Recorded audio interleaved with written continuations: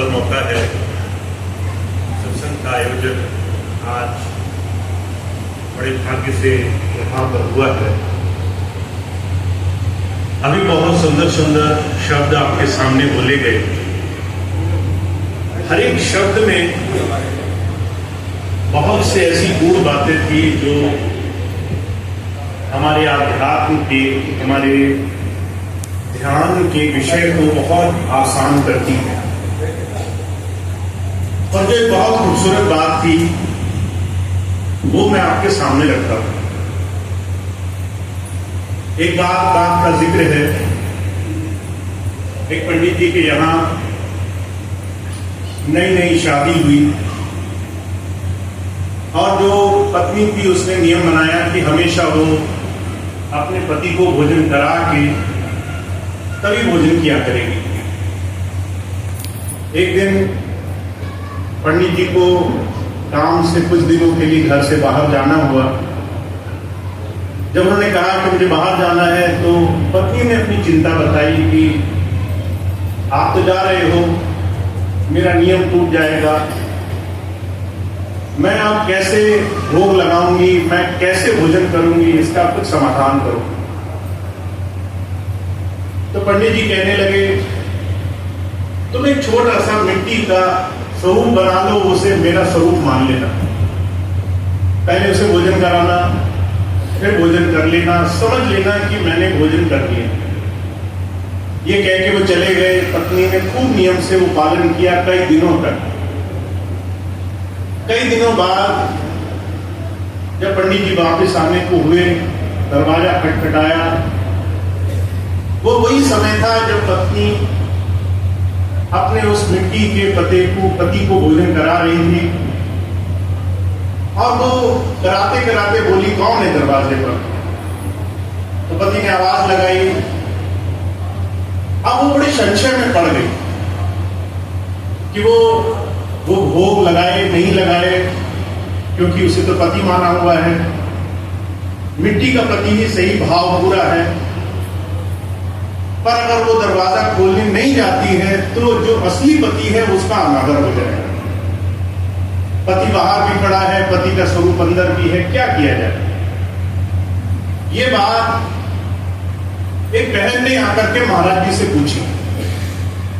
महाराज जी इस समस्या का कुछ समाधान करें। महाराज जी ने बड़ी सुंदर बात यहां कही है। कहा तुलसी प्रतिमा पूजबो है गुड़ियन का खेल, जब सांझ पति मिल जाते रही पिटारी खेल। ये जो गुड्डे गुड़िया का खेल है ये बच्चे खेलते हैं और तब तक खेलते हैं जब तक असली में शादी सामने नहीं आ जाती।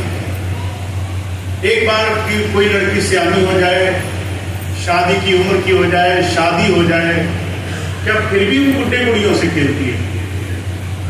महाराज जी कहा करते थे एक तरफ वो स्वरूप है जो हमने बनाया है, एक तरफ वो स्वरूप है जिसने संसार बनाया है। हम किधर झुकेंगे, यही झुकाव, यही जुड़ाव ध्यान कहलाता है। अगर हमारा झुकाव दुनिया की चीजों की तरफ है, दुनिया की वस्तुओं की तरफ है, संसार में चाहनाओं की तरफ, इच्छाओं की तरफ है, तो हमें ना चाहते हुए भी उन चीजों में हमारा मन लगा रहेगा। जो इच्छा करियो मन माही, गुरु प्रसाद संदुर्लभ है। तुम जो भी इच्छा करोगे वो तुम्हारी इच्छा पूरी होगी। और हुजूर कहते हैं तुम जो इच्छा कर रहे हो वो तुम्हारी वही इच्छा पूरी हो रही है। अगर तुम कहते हो मुझे ध्यान लगाने में मदद नहीं मिलती, क्योंकि तुम वो इच्छा नहीं कर रहे, क्योंकि तुम्हारी इच्छाओं में ध्यान का, उस प्रभु को पाने का सवाल नहीं है। तुम्हारी इच्छाओं में बहुत सारी संसार की वस्तुएं हैं। कबीर साहब ने थोड़ा और जोर देकर कहा है, कहा काम काम हर कोई कहे, काम न जाने कोई, जेती मन की कामना काम धावे से। इच्छाएं उसे नहीं कहते जो आप सचेतन भाव से, समझदारी से लेते हो। इच्छाएं वो भी होती हैं जो आप जाने अनजाने, कई बार आदतों के कारण, कई बार स्वभाव, कई बार परिस्थिति, कई बार अच्छे और बुरे के कारण मन में सोच सोच करके मन में ले आते हो। अगर इस लिहाज से देखा जाए तो हम क्या चाह रहे हैं, हमारी इच्छाएं क्या हैं, हम आखिर में उस प्रभु से हर पल क्या मांगते रहते हैं, ये हमारी बहुत बड़ी समस्या का समाधान कर देगा। अगर हम संत के पास, अगर किसी महापुरुष के पास हम परमात्मा को पाने की बात करते हैं, अगर हम ध्यान लगे इस गूढ़ विषय की बात करते हैं, तो क्या यही चाहना हमारे अंदर है? इसकी समीक्षा बहुत आसानी से की जा सकती है।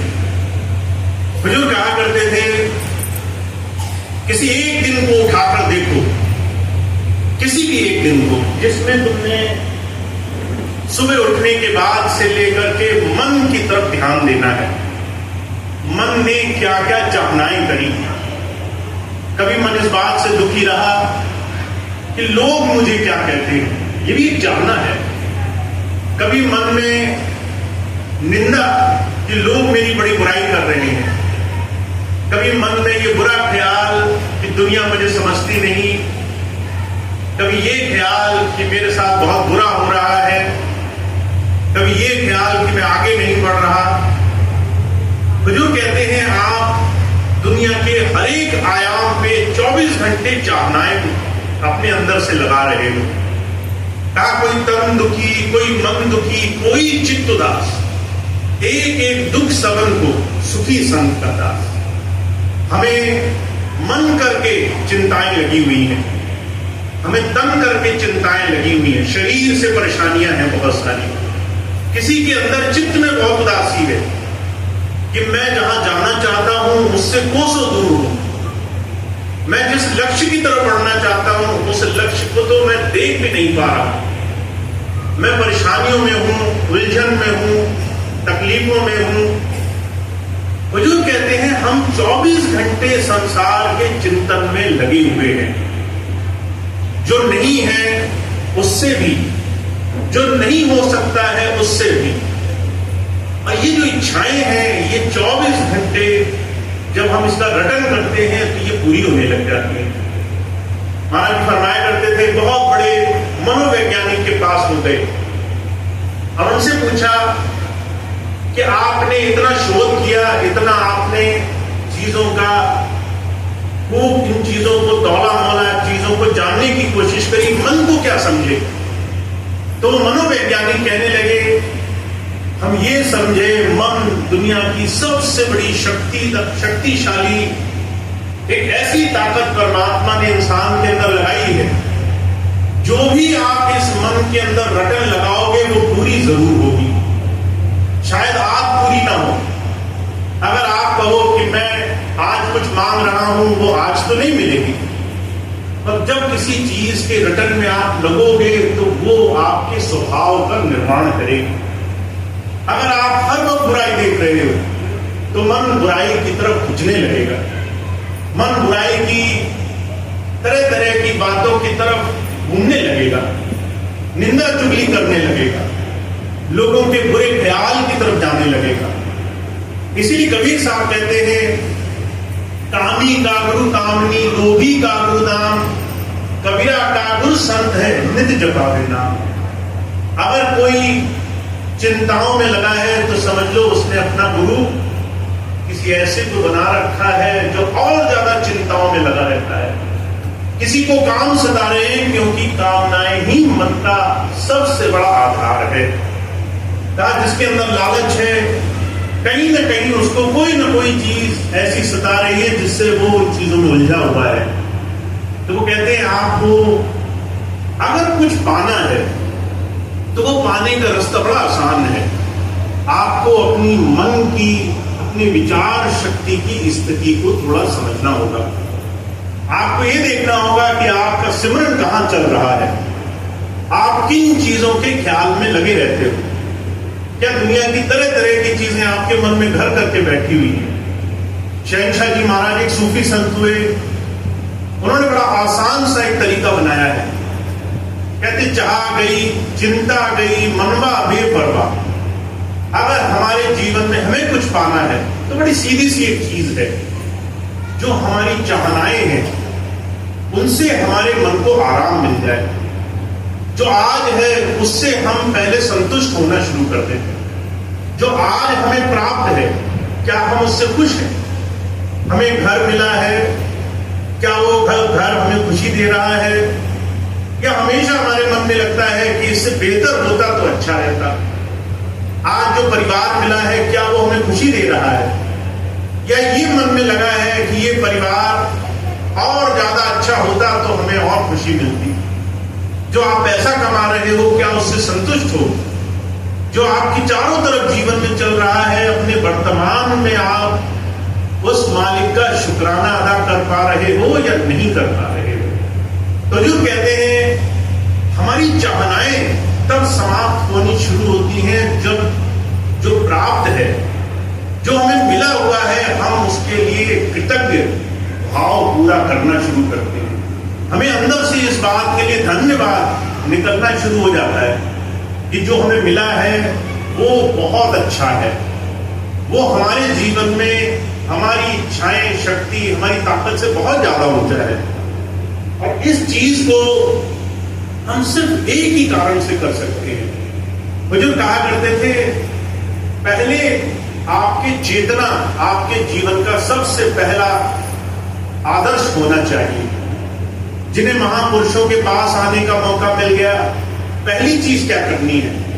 आपको इस बात का ध्यान हो, जहां मैं हूं, क्या वो चीज मेरी तमाम कोशिशों के बाद मुझे सुखी कर रही है या नहीं कर रही? पहली इस चीज की चेतना हो कि मैं यहां हूं, मुझे इस बात की खुशी है। उसके बाद आपको वर्तमान में जो आपकी अभी इस क्षण जरूरी है, उस वक्त अपने मन की स्थिति का थोड़ा सा भाव हो जाए। क्या मन और ज्यादा दुनिया की चीजों के पीछे भागने के लिए दौड़ रहा है, या ये मन धीरे धीरे एक जगह शांत होना शुरू हो गया है? बुजुर्ग कहा करते थे, इस छोटी सी बात से आप अपने ध्यान को समझ जाएंगे, आपको अपने ध्यान का थोड़ा सा एहसास होने लग जाएगा। मुझे बड़ी खूबसूरत बात महाराज जी की एक बार पढ़ने में आई। किसी ने महाराज जी से पूछा, महाराज हमारा ध्यान नहीं लगता। तो महाराज जी कहने लगे, ध्यान का सीधा सा अर्थ होता है किसी भी चीज का एहसास होना। जो अभी आपके चारों तरफ है, उस चीज का आपको एहसास, अनुभूति होना। वो तभी हो सकता है जब आप अपने वर्तमान में जी रहे हो। अगर आप यहां बैठे हो पर आपके मन में सिर्फ ये लगा है कि कल क्या होगा, आप सिर्फ इस बात से परेशान हो कि कल क्या हो चुका है, आप सिर्फ इस बात से परेशान हो कि दूसरों ने मुझे क्या कहा, तो आप अपने वर्तमान की एक जरा सी भी जीवन में आगे बढ़ने की स्थिति नहीं बना सकते। और इसका सीधा सा उदाहरण मैं देखता हूं। एक बार मैं बहुत सारे सत्संगी भाई बहनों के बीच में बैठा था। मैंने उनसे कहा कि आपको दोबारा ये बड़ा सुंदर मौका मिला है जीवन में कुछ अच्छा काम करने का, साथ मिल करके सेवा कार्य में लगेंगे। तो एक भाई आए, कहने लगे, सेवा कार्य करने में मुझे कोई परेशानी नहीं है, पर मैं एक दो सत्संगी हैं उनके साथ मिलकर काम नहीं कर सकता। मैंने कहा ऐसी कौन सी बात हो गई? कहने लगे, आज से कुछ वर्ष पहले इसने मुझसे बड़ी खराब लड़ाई करी थी, बड़ा उल्टा सीधा, बड़ी गलत बात बोली थी। वो बात अभी तक दिमाग में याद आती है, बार बार वही चीजें याद आती है जब मैं इसे देखता हूं। इसके साथ बैठकर काम करना आसान नहीं है। जब मैंने बात सुनी तो मुझे बड़ा आश्चर्य हुआ। एक तरफ हम जीवन में बहुत बड़ी चीज को पाना चाहते हैं, दूसरी तरफ हम अपने विकार, अपनी तमाम बातों को छोड़ने के लिए तैयार नहीं है। स्वामी रामकृष्ण परमहंस थे, एक बार एक शराबी गया उनके पास, कहने लगा, मुझे शराब से छुटकारा दिलाओ, शराब मेरा पीछा नहीं छोड़ती। रामकृष्ण परमहंस कहने लगे, भाई बाद में आना, तुम्हें अभी इस चीज से छुटकारा पाने के लिए बहुत जल्दी है। वो कई बार आया, महाराज जी ने बार बार उसे टाल दिया। एक दिन वो पैर पकड़ के बैठ गया, कहने लगा आप मुझे कोई रास्ता बताओ। महाराज जी कहने लगे कल सुबह जल्दी 4 बजे आना तो रास्ता बताऊंगा। अब अगले दिन सुबह 4 बजे वो आ गया। जब उसने देखा महाराज जी बंद कुटिया के अंदर बैठे हैं, अंदर से आवाज आ रही है, जोर जोर से बोल रहे हैं, छोड़ो, छोड़ते क्यों नहीं। बहुत जोर जोर से आवाज आई तो उसने झांक कर देखा खिड़की से। उसने देखा महाराज जी एक खंबे को पकड़े जोर जोर से खुद ही चिल्ला रहे हैं। तो उसकी हंसी छूट गई। कहने लगे अच्छे गुरु जी हैं, बड़ा स्वांग रच रहे हैं, खुद खंबे को पकड़ा है, कहते हैं ये छोड़ता नहीं। वहीं से बोला, कहने लगा महाराज खंबे को नहीं, आपको खंबे को छोड़ना पड़ेगा। रामकृष्ण परमहंस कहने लगे यही तो मैं तुम्हें समझा रहा हूं, तुम्हें चीजों को छोड़ना पड़ेगा। चीजें तुम्हें नहीं छोड़ेंगी, बुराइयां तुम्हें नहीं छोड़ेंगी, तुम्ही को उनको छोड़ने के लिए मनोरथ लेना पड़ेगा, तुम्ही को मन पक्का करना पड़ेगा कि तुम इस विकार से छूटना चाहते हो। वो कब होगा? उसको बुजुर्ग कृपाल सिंह जी महाराज बड़े प्यार से कह रहे हैं, कहते आपको वर्तमान में जो अभी ये क्षण में हो रहा है उसमें थोड़ी देर जीने का अभ्यास बनाना होगा। ध्यान तभी पक्का होगा जब आप न कल की चिंता करो, न कल की फिक्र करो, जब आप आज थोड़ी देर अपने आप में ठहरने का साधन बनाने लग जाओ। और इसके लिए आपके मन में चेतना होनी चाहिए। आपको हर रोज अपने आप से प्रश्न पूछना चाहिए कि क्या मैं वर्तमान में रहने लग गया हूं, क्या मैं सच में अपने आप को जोड़ने लग गया हूं। तो जो कहते हैं प्रश्न का उत्तर बड़ा आसान है, उस प्रभु से जुड़ना बड़ा आसान है। इसलिए गोस्वामी जी कहते हैं तुम जो इच्छा करोगे वो पूरी होगी। आखिर तुमने जो भी इच्छा करी है वो पूरी होती आई है। तुम आज जो हो अपनी ही इच्छाओं के परिणाम से हो। अगर तुम आज यहां हो तो कहीं तुमने किसी चीज का चिंतन किया है, वो चिंतन तुम्हें यहां तक लेकर आया है। अगर वो सत्संग तक लाया है तो वही पूरे लोगों तक भी लेकर गया है, वही तमाम चिंताओं में भी लेकर गया है। तुम्हारे सिमरन से ही तुम जगह जगह पहुंचे हो। और अगर तुम अपने सिमरन को समझ गए तो तुम्हारे जीवन की हर एक दिशा का निर्धारण करना बड़ा आसान हो जाएगा। तो इसलिए स्वामी जी हमेशा एक ही बात कहा करते हैं कि तुम कोई भी क्षण मिले वहां पर अपने मन को स्थिर करने का आसान तरीका बनाया करो। धीरे धीरे अपने आप को सिमरन में लगाया करो। कहा सांस सांस से नाम ले, वृथा सांस न खोए, न जाने सांस का आवन हुए न होए।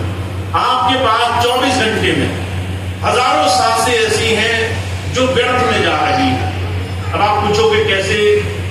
आप कोई भी दिन उठाकर देखो, आप सुबह उठे और रात को सोने गए, इस बीच में आपने जो कुछ किया वो अचेतन भाव से किया।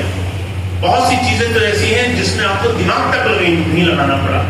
आप सुबह उठे, उठ करके आपको किस हाथ से ब्रश करना है, कहां पानी पीना है, क्या करना है, क्या नहीं करना है, इसमें आपने दिमाग का इस्तेमाल नहीं किया। ये चीजें स्वतः हो रही हैं, ये अपने आप चल रही है। इसको अवचेतन मन कहा जाता है, सबकॉन्शियस माइंड। ये आपकी आदतों का हिस्सा बन चुके हैं। इस पूरे दौरान मन क्या करता रहा? मन चीजों को बार बार सिमरन करता रहा, उन चीजों का जिन चीजों को मन में हमने जोड़ा हुआ है।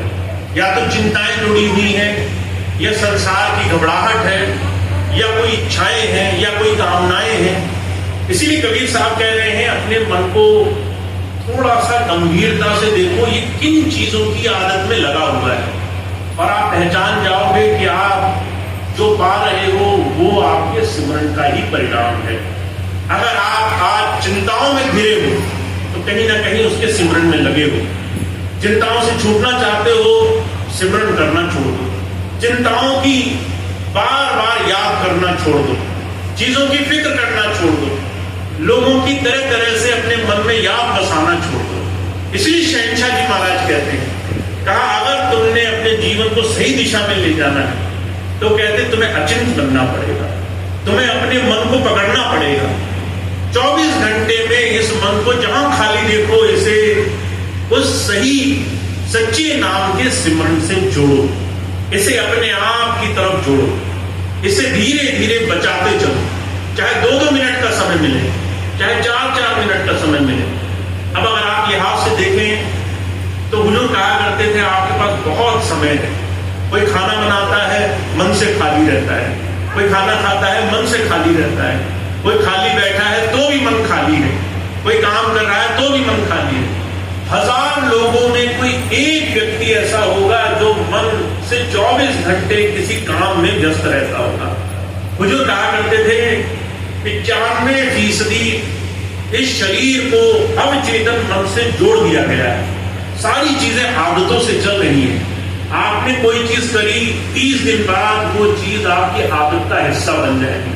आपको सोचना नहीं पड़ेगा वो काम हो कैसे और कैसे वो काम पूरा हो, वो आपकी आदत है, वो अपने आप चलेगा, मन खाली रहेगा। तो जो कहते हैं आपको तो इतना सुंदर अवसर दिया गया है, आप अगर चाहो तो अपने मन को, अपने आप को, अपने अंदर की इस मन की अवधारणा को सही दिशा में बड़ी आसानी से ला सकते हो। बस उसके लिए आपको क्या करना है, कबीर साहब कहते हैं सांस सांस से नाम लेने की आदत डालो। तुम खाली बैठे हो, सिमरन चालू कर दो। तुम खाना खा रहे हो, सिमरन चालू कर दो। तुम सो रहे हो, सोने से पहले कुछ समय मिले, सिमरन चालू कर दो। थोड़ा सा अभ्यास बनाओ। इसको अध्यात्म में महापुरुषों ने एकांतवास में रहना कहा है। आप कैसे अपने जीवन में मौन और एकांत का अभ्यास करते हो, जहां कोई ना हो आपके पास, वहां कैसे अपने मन को धीरे से साधने के लिए ये युक्ति का इस्तेमाल करते हो। तो जो कहा करते थे ध्यान करना कोई मुश्किल काम नहीं, उस प्रभु से जुड़ना कोई मुश्किल काम नहीं। अगर मुश्किल है तो अपने मन की भाग दौड़ को ठहराने की स्थिति में लाना है, इस मन को स्थिरता की तरफ लाना है, इस मन को एक जगह टिकना सिखाना है। तो ध्यान एक जीवन की सबसे बड़ी विशेषता है।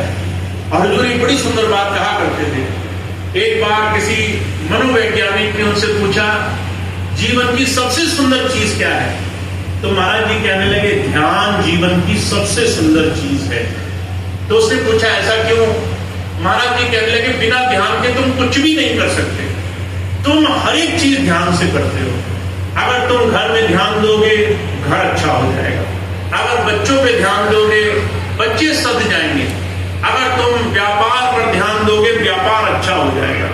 आपने देखा होगा अगर आप अपनी दुकान पर नौकर को बिठाकर चले जाओ और खुद घर पर बैठे रहो, 1 महीना नहीं गुजरेगा दुकान चौपट हो जाएगी। अगर आप बगीचे में काम करते हो, खुद ना करो किसी दूसरे के भरोसे छोड़ जाओ, 1 महीने में सब स्वाहा हो जाएगा। ध्यान जहां दोगे वहां ध्यान बड़े बड़े चमत्कार करता है, चाहे वो घर में हो, चाहे वो कारोबार में, चाहे वो परिवार में हो, चाहे बच्चों में हो, चाहे दुनिया की किसी भी छोटी से छोटी चीज में हो। आप ध्यान के बहुत बड़े महारथी हो। आप वहां ध्यान लगाते हो जहां ध्यान आपका अच्छा लगता है। बहुत से लोग ऐसे हैं परिवार में बहुत अच्छे हैं, बहुत से लोग ऐसे हैं कारोबार में बहुत अच्छे हैं। आपको अपने बीच में बहुत सारे ऐसे लोग मिल जाएंगे। कोई परिवार में अच्छा होगा, कोई कारोबार में अच्छा होगा, कोई बच्चों के साथ अच्छा होगा, कोई एक दूसरे के साथ मित्रता जोड़ने में बड़ा अच्छा होगा। ये उसने कैसे किया? ध्यान से। जहां ध्यान दिया, जहां ध्यान लगाया, जहां मन टिकाया, वहां पर उसके बड़े बड़े काम करने लग गए। तो जो कहा करते थे ध्यान तो तुम्हें आता है, ध्यान तुम बस वहां लगाते हो जहां तुम्हारी चाह है।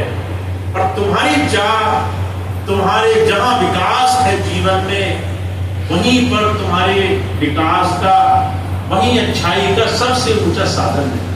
तो अगर आप चाहते हो कि आपको इस दिशा से कुछ मिले, अध्यात्म से कुछ मिले, तो आपको अपनी चाह का, अपनी इच्छाओं का रुख बदलना होगा। आपको सच्चे दिल से उस प्रभु पाने की चाहना अपने जीवन में बनानी होगी। आपको उसकी तरफ ध्यान देने का नियम बनाना होगा। तो जब जब महापुरुष आते हैं कहते अध्यात्म कभी भी बहुत मुश्किल विषय नहीं रहा, बस इसको मुश्किल हमने बनाया क्योंकि हमें उस दिशा में चलने की चाहना बड़ी देर से हुई, हमें उस दिशा में बढ़ने की चाह बड़ी देर से हुई। बुजुर्ग बड़ी सुंदर एक बात कहा करते थे एक बार मैं एक सेठ जी से मिलने गया। सेठ जी सारा जीवन व्यापार में, कारोबार में, पैसा कमाने में लगे रहे। घर में उन्होंने खूब कमाई करी, बड़े बड़े खेत खरीदे, बड़े बड़े महल बनाए, सारे परिवार को खूब उन्होंने सारा जीवन पालन पोषण किया। जब महाराज जी उनसे मिलने गए तो वो बड़े वृद्ध बुढ़ापे में एक चारपाई पर बैठे एक तरफ टकटकी बांध करके देख रहे थे। महाराज जी ने पूछा, सेठ जी क्या हुआ? कहने लगे, आज जो कुछ कमाया है उसे मैं देखता हूं। ये घर बनाया मैंने इस घर को बनाने में जितनी मेहनत लगाई, उस वक्त लोग मुझे बड़ा आदर सम्मान करते थे। अब जब बुढ़ापा है, जब लाचारी है, जब चलना फिरना मुश्किल है, जब ये साफ दिख रहा है कि अब मैं ठीक नहीं हो पाऊंगा, अब मुझे सिर्फ जाना ही है, तो कोई 2 रोटी देकर राजी नहीं है, कोई 2 घड़ी पास बैठकर राजी नहीं है। लोग कहते हैं पिताजी सज्जा गए हैं, दिमाग खराब हो गया है, बुढ़ापा आ गया है, बहकी बहकी बातें करते हैं। ऐसे कह करके लोग छोड़कर चले जाते हैं।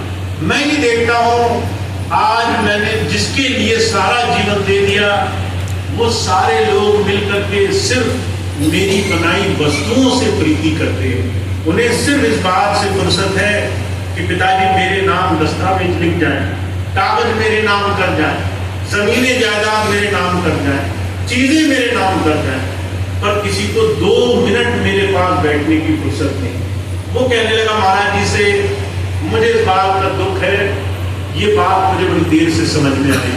अब न शरीर में सामर्थ्य है, न शरीर में शक्ति है, न शरीर में ऊर्जा है, न बल है, न किसी चीज को कर पाने की ताकत है। बस प्रार्थना ही है कि किसी तरीके से मेरा उद्धार हो जाए।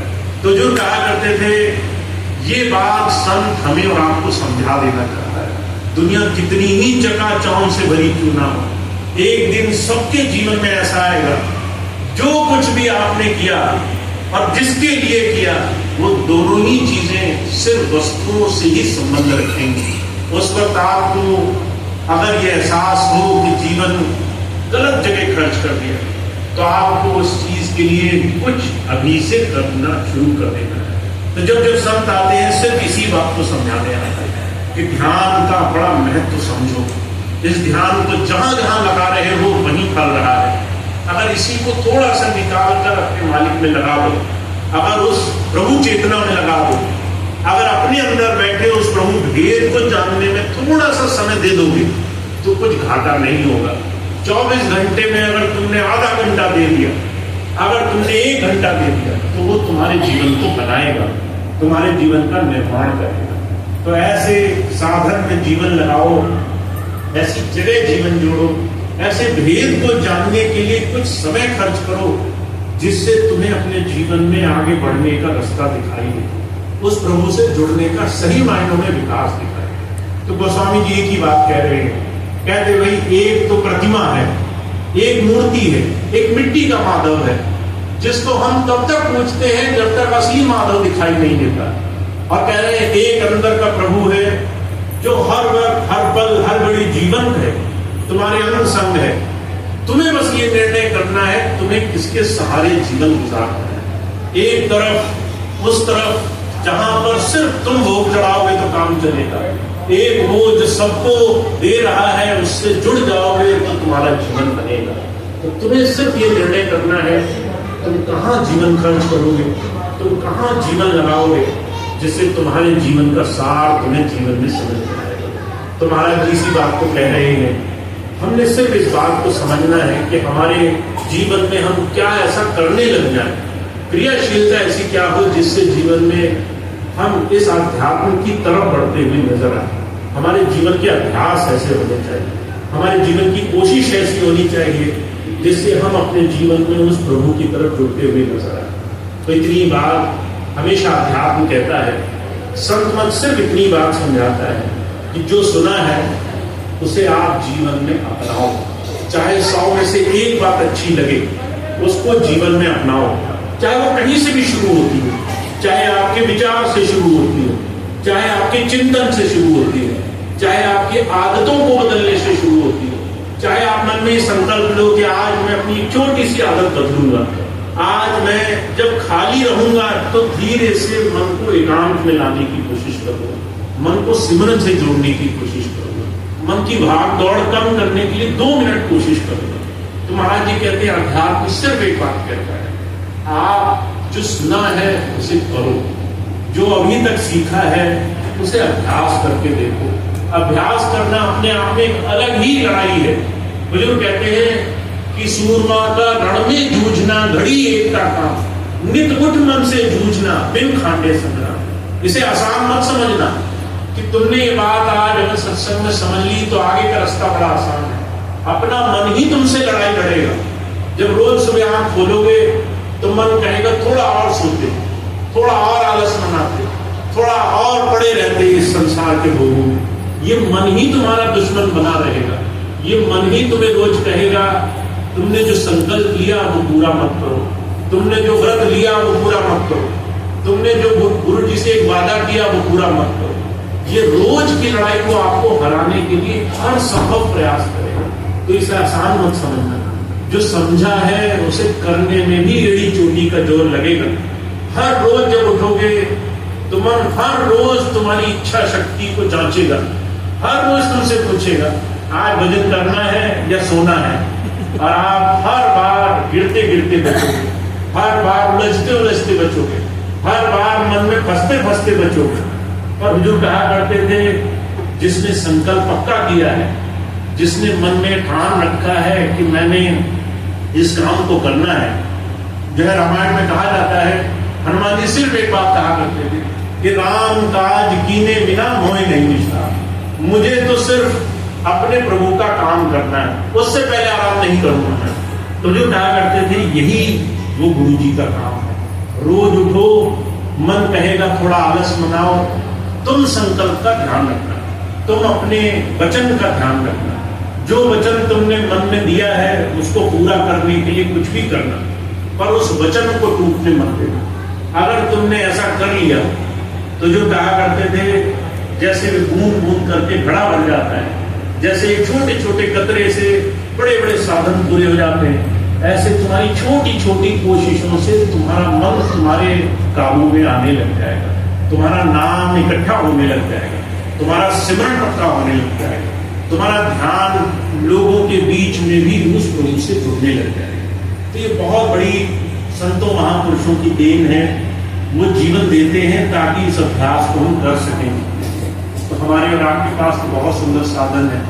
मैं हमेशा एक ही बात कहता हूँ, आपको जो बात अच्छी लग रही हो वहां से शुरू करो। चाहे आपको वो सांसारिकता की बात से अच्छी लग रही है, चाहे वो अपने मन को साधने की बात से, चाहे व्यवहार से, चाहे अपनी आदत बदलने से, चाहे ध्यान सिमरन से, जो भी बात अच्छी लग रही है वहां से शुरू करो। और आप धीरे धीरे अपने आप को गुरु की इस सच्ची भावना से जुड़ते हुए पाओगे, अपने आप को अंदर जुड़ता हुआ पाओगे।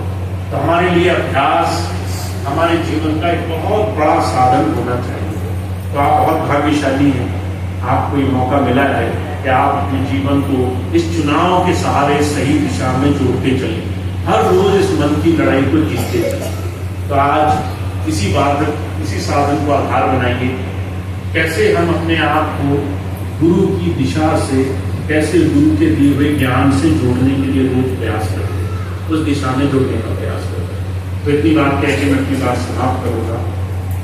आज का ये सत्संग कार्यक्रम बहुत ही विशेष रूप से रहा है। बहन सुषमा जी के प्रयास से अभी कुछ ही दिन पहले लखनऊ के सत्संग के दिन उन्होंने अचानक एक प्रोग्राम लिया और कुछ संयोग ऐसा बना, कुछ व्यवस्थाएं ऐसी बनी कि आज ये सत्संग हो भी गया। तो ये इसके लिए वो धन्यवाद के पात्र हैं। उन्होंने इतनी प्रयास की, इतनी मेहनत की और आप सभी को बुलाया, आप सब तक संदेश भेजा। तो आज के इस प्रोग्राम के लिए सभी परिवार का, जिन्होंने आज के इस कार्यक्रम को सफल बनाया, उनका बहुत बहुत धन्यवाद है। आप सभी का भी बहुत बहुत धन्यवाद, आपने यहाँ तक पहुँचे। और एक छोटी सी प्रार्थना हम लोग करेंगे, हमेशा करते हैं। प्रार्थना के बाद आज का कार्यक्रम समाप्त होगा। सभी भाई बहन उसके बाद प्रसाद लेंगे। एक छोटी सी सूचना है, जून का महीना है, हम तरह तरह से प्रयास करते रहते हैं कैसे सेवा के ज़्यादा से ज़्यादा अवसर हमारे जीवन में आने लग जाए। हम सत्संग से जुड़े हैं, अच्छी बात है, पर हमारे अभ्यास से मानवता की सेवा का भी मिशन जो स्वामी जी ने जोड़ा था उसको हम बहुत उच्च स्तर पर कर सकें, इसका हमें प्रयास करना है। फिर से हमें सेवाओं के बड़े बड़े आयाम खोलने। तो 21 जून को इस महीने विश्व एक योग दिवस मनाया जा रहा है, इंटरनेशनल योग डे। तो इसका एक आयोजन किया गया है सेवा संस्थान की तरफ से, रजनी के फाउंडेशन की तरफ से, आलमबाग में ही, श्रृंगार नगर में ही एक शाम को 21 तारीख को वो योग दिवस मनाया जाएगा। आप सभी भाई बहन उसमें सहर्ष आमंत्रित हैं, आप वहाँ पहुँचे। बहुत सारे अच्छे विद्वान वहाँ पहुँचेंगे जो कुछ ऐसी चीज़ें बताएंगे जिससे हम अपने जीवन को कुछ चीज़ों से अपने आप ही ठीक कर सकें। और मैंने एक छोटा सा उनसे विशेष अनुरोध किया है। वैसे तो योग भारत की परंपरा रही है, भारत योग से जुड़ा है, आयुर्वेद का योग का ज्ञान सबको है, हम जानते सब कुछ है। मैं अगर किसी से पूछूं कि भाई योग करते हैं तो मुझे बैठे बैठे 20 योग की मुद्राएं गिना देगा, ऐसे होता है, वैसे होता है, वैसे होता है। पर अगर हम अपने दैनिक नियम में 3-4 चीजें भी ले आए, 3-4 चीजें नियमित मन में गांठ बांध लें कि 3 योग 4 योग ऐसे हैं जो मैं रोज कर लूंगा, मेरी शारीरिक स्थिति ऐसी है, मैं बाहर नहीं जा सकता, मैं बहुत कुछ नहीं कर सकता, आज का जनजीवन ऐसा है, मेरी भाग दौड़ कम है, मैं ये 3-4 योग ऐसे हैं जो मैं कर लूंगा। आयुर्वेद की 3-4 चीजें हैं जो खान पीन से जुड़ी हैं, जिनको मैं मान लूंगा। 2-4 चीजें ऐसी हैं जो मैं अपने दैनिक जीवन का हिस्सा बना लूंगा। तो आपको आश्चर्य होगा, आपका जो शरीर है ये इन 3-4 नियमों से ही स्वस्थ रह सकता है। तो एक प्रयास है, 21 जून को विश्व योग दिवस मनाया जाएगा श्रृंगार नगर में। जो भाई बहन वहां जाना चाहते हैं तो उसके लिए वो संपर्क कर सकते हैं, जो ऑफिस है हमारा वहां पे संपर्क कर सकते हैं, बाकी प्रवीण भी आए हुए हैं उनसे संपर्क कर सकते हैं। और जो इस क्षेत्र के जितने भी सत्संग से जुड़ी हुई हमारी स्थानीय टीम है, 10-12 लोग हैं, सबको पता है कहाँ वो कार्यक्रम होना है। सबसे संपर्क करके उस जगह का पता, समय और व्यवस्था समझ सकते हैं, कैसे उस दिन का लाभ उठाया जा सकता है। तो 21 जून का दिन याद रखिए, आप वहाँ पहुँचे, बहुत खुशी होगी। और जो भी हमारे मेहमान होंगे उस दिन, जो भी हमारे बाहर के ऐसे बहुत अच्छे ज्ञानी विद्वान लोग वहाँ पहुँचेंगे, उनसे हम लाभ ले सकेंगे, उनकी बातें सुनेंगे, उसको जीवन में उतार सकेंगे। तो 21 जून विश्व योग दिवस, आप वहाँ पे जरूर पहुँचे, उसका जरूर लाभ उठाएं। तभी प्रार्थना होगी, उसके बाद आपका कार्यक्रम समाप्त।